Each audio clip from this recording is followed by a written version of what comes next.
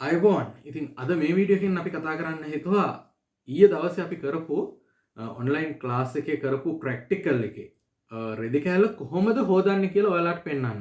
මොකද ගොඩක් අය කියන කතාවක් නේ ටයි ඇන්ඩ් ඩයි එකක් කරොත් එහෙම ටයි ඇන්ඩ් ඩයි එකේ ඩයි ටිකක් යනවා හොදද්දි. හරි ටයි ඇන්ඩ් ඩයි කියන්නේ ඩයි යන ක්‍රමයක්. ඒක ගැන හිතන්න එපා.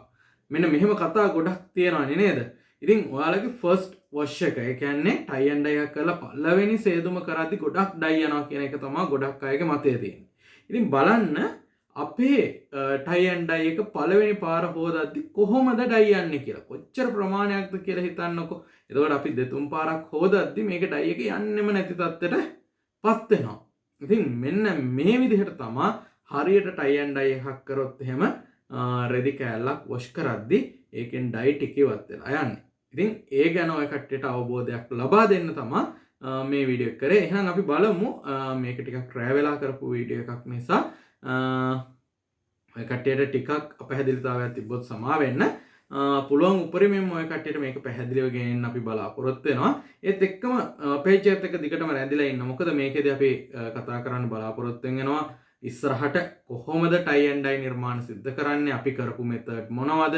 එතකන් ඔය කට්ටියට අපි කරන නිර්මාණ දිහා බලාගෙන ඉන්න පුළුවන්. මේ නිර්මාණ ගැන අපි හිතන තින්කින් එක කොහොමද, මේ නිර්මාණයක් කරන්න අපි හිතන්නේ කොහොමද, මේ හැම දෙයක්ම ඔයාලට මේ පේජ් එකෙන් ඉගෙන ගන්න පුළුවන්. ඉතින් වැඩි කතා නැතුව අපි වීඩියෝ එකට යමු. කොහොමද මේ ටයි ඇන්ඩ් ඩයි එක කරපු රෙදි කෑල්ල අපි හොදන්නේ කියලා බලන්න.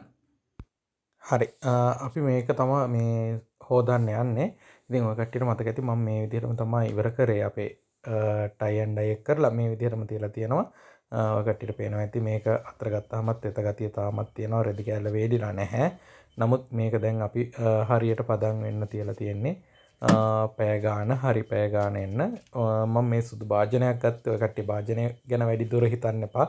මොකද අපි වැඩ කරන භාජනයක් තමයි මම මෙතන ගත්තේ. අපි රෙදි හොදන්න ගන්න එක. බතික් රෙදි හොදන එක. ඉතින් මේක සුදු පසු බිමක් ගත්තා. ඔය කට්ටියට පැහැදිලිව පේන්න ඕන නිසා මේකට දාලා තියෙන්නේ රෝස පාටයි ගෝල්ඩන් යෙලෝ එකයි. එතකොට අපි බලමු මේ පළවෙනි වොෂ් එක. එතකොට මේක දාලා ඉවරලා අපි වතුර දානවා. මෙතන දාලා දෙන්නේ සාමාන්‍ය ලීටර් 4ක් විතර වැටෙන්නේ නැති වතුර ප්‍රමාණය. එතකොට මේ මම හොදන අවස්ථාව බලන්න රබර් බෑන්ඩ් ටිකක් ගලවලා මම මේක හොඳට හොදන්නම්. එතකොට ඔය කට්ටියට බලා ගන්න පුළුවන් කොච්චර වගේ ඩයි ප්‍රමාණයක් අපේ යනවාද කියලා. දැන් මේක මට ඕන භාජනයෙන් එකක් වෙන්න වතුර ගන්න තිබ්බා. හැබැයි මම එහෙම ගත්තේ නැත්නම් එහෙම ගත්තොත් එහෙම ඔය කට්ටියට මීටත් වඩා අඩු ඩයි ප්‍රමාණයක් යන විදිය තමයි පේන්නේ. නමුත් ඒක මට පෙන්වන්න ඕමනාවක් නැහැ එහෙම. ඒ නිසා තමයි මම මෙතන ලීටර් 4ක විතර ප්‍රමාණයක් ගත්තේ. ඔන්න පළවෙනි සේදුමෙන් මෙච්චර වගේ ඩයි ප්‍රමාණයක් තමයි මේකේ ගිහින් තියෙන්නේ. හරි අපි මේක දාගමු වෙනම මේ බාල්දියකට. එතකොට ඔය කට්ටිය තවත් මේක කරගන්න පුළුවන්. මෙතන කහ පාට එකක් ගත්තට සමහර කට්ටිය කියයි කහ පාට එකේ පේන්නේ නැහැ නේ කියලා. ඉතින් හොදලා ඉවර වෙච්ච ඩයි එක හින්දා තමයි මම එතන දැම්මේ. බලමු දෙවෙනි සේදුම. දෙවෙනි එකටත් මම වතුර ටිකක් දා ගන්නවා. සාමාන්‍ය මෙතනට මම ලීටර් 2-3ක් කොහොමද ලීටර් 4ක් විතර වෙන්නේ කියලා හිතා ගන්නකොට ලීටර් 4කට වගේ පිට වෙනවා අපිට දාගන්න. දැන් ඔය කට්ටිය ඉස්සෙල්ලා එකේ ඉඳන් අඩිය ටිකක් පේනවා අඩු ගතියක් තිබ්බා.